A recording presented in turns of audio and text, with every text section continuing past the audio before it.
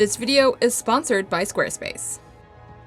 There's always that one model we want to paint quickly, but also want it to look good. And while Slapchop can achieve one of those things, it doesn't always do both. But with the help of this unknown paint brand, we can change that. Let's talk about Cuttlefish Colors and how these paints actually made me enjoy Slapchop. This is Lyla Vi from Age of Sigmar.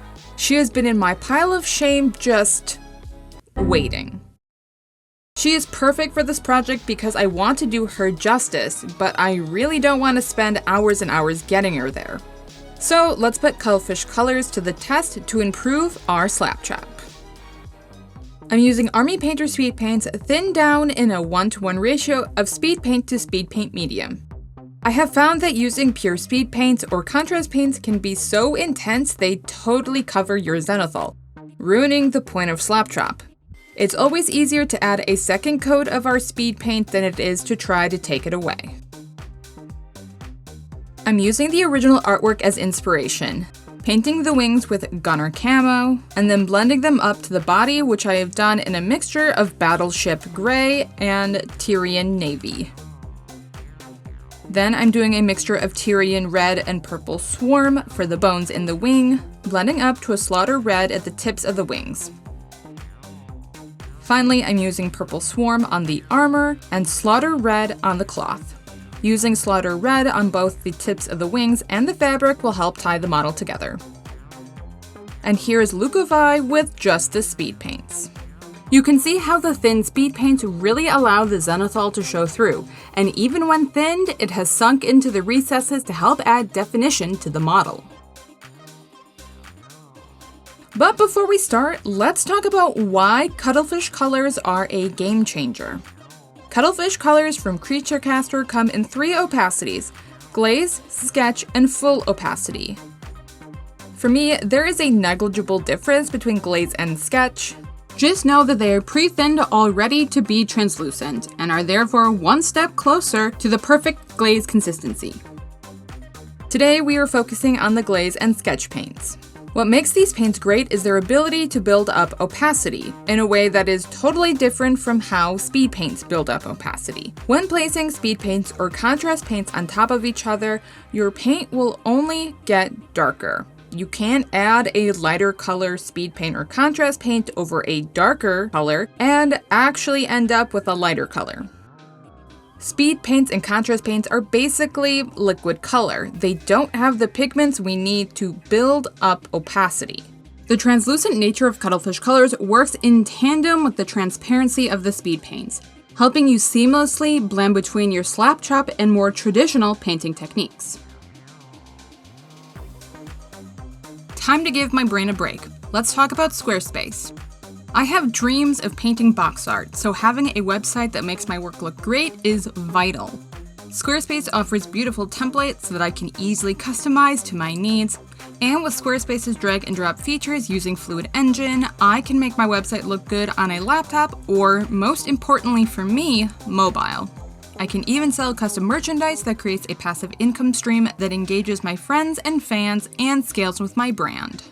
When you're ready to start your website, head to squarespace.com for a free trial. And when you're ready to launch, head to squarespace.com/LylaMev and use code LylaMev to save 10% off your first purchase of a website or domain. Alright, let's mix some paints. For the wings, I'm mixing 2 dollops of Ghoul's Flesh, 1 of Gunner Camo, and 2 Merlin's Magic Medium, which is the Cuttlefish Colors mixing medium. Here you can see the opacity of the Ghoul's Flesh, Gunner Camo, and then the mixture on my hand so you can see what sort of consistency we're aiming for. When creating your mixtures, there is a fine line one has to walk when it comes to opacity. We want it to be opaque enough to see a difference, but if it's too opaque, you'll be able to see harsh layer lines. I don't mind having to do multiple layers, so I'm going on the more translucent side, but it's something you'll have to decide for yourself on every model. However, we can control our opacity with how we apply our paint as well. I'm applying this mixture over the high points of the wings, focusing on the areas closest to the hand, and then the high points of the wrinkles. I'm being a bit messy here, as of course speed is still very important on this project. Next, I want to darken the shadows of the skin. I'm making a diluted mixture of Gunner Camo and Tyrian Navy. I'm placing a drop of medium off to the side and then half a brushful of my speed paint mixture to create my glaze. As I said before, speed paints and contrast paints can be very intense. And since I want my glazes to be so thin, it's easier to slowly add my speed paints to my medium than trying to add more and more medium to get my original puddle to be as translucent as I want it. I'm applying it to the recesses, which were darkened by my first pass of speed paints, as well as areas where shadows would naturally be cast, like under the hip, armor, pauldrons. What do you call it on a creature like this? I'm pulling the paint towards the shadow, lifting my brush off the model directly under the armor. Wherever you pull your brush off the model leaves an extra dollop of paint, so we can use that to our advantage by pulling the brush towards wherever we want the color to be darkest, and then lifting off the brush at that location. Next, I'm using thinned black night to add even more shadows. This is the darkest color that comes in the Cuttlefish Color We All Start Somewhere starter set. This round of shadows is really just testing Cuttlefish Colors. I'm placing this color in the recesses of the bones in the wings, as well as reinforcing the shadows I applied previously. I like how the Cuttlefish Color smooths out my previous colors.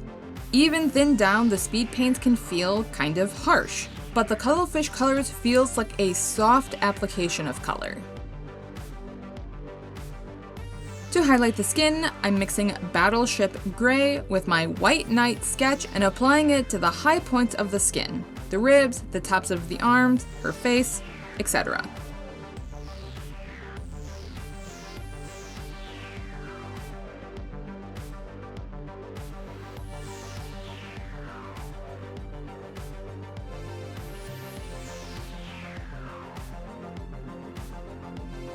While that dries, let's intensify the red on the fabric. I'm using Crawdaddy Red Glaze on the areas of the fabric I want to be more intense. Here you can see how the opacity of this glaze really just adds vibrancy and doesn't darken it down at all. Okay, so my armor is looking a little flat.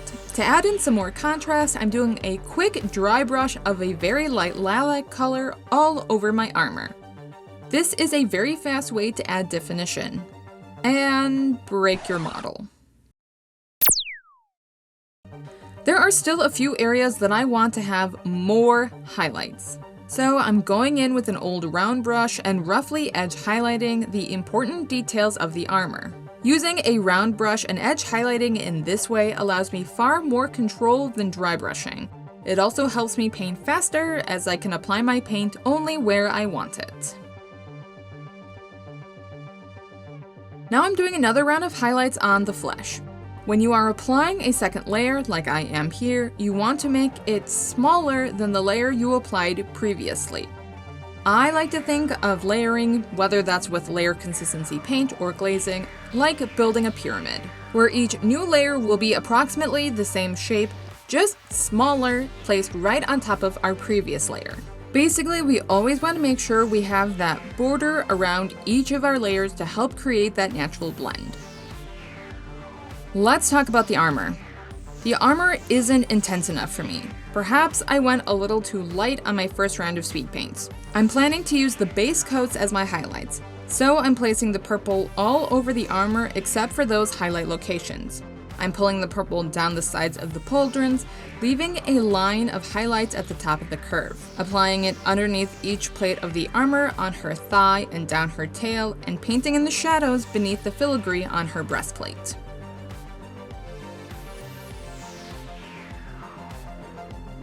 I'm then moving on to apply even more layers until I get the rich purple that I'm after. For the future, it would have been smarter to paint this a deeper purple with my speed paints and then paint in the highlights using Cuttlefish Colors. But with more practice, I will definitely get faster. Instead of using Black Knight from Cuttlefish Colors, let's test out using diluted black speed paint and placing it in the areas I want it to be the darkest, under the hip pauldrons, under the details of the breastplate, and the deepest crevices of the armor.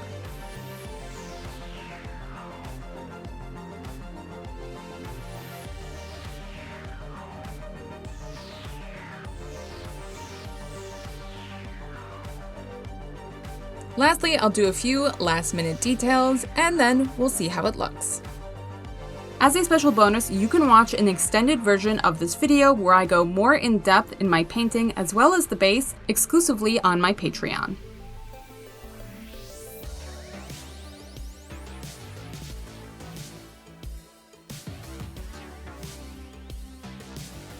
Alright, that's it for me. Let me know your thoughts. Will you be adding Cuttlefish Colors to your paint collection?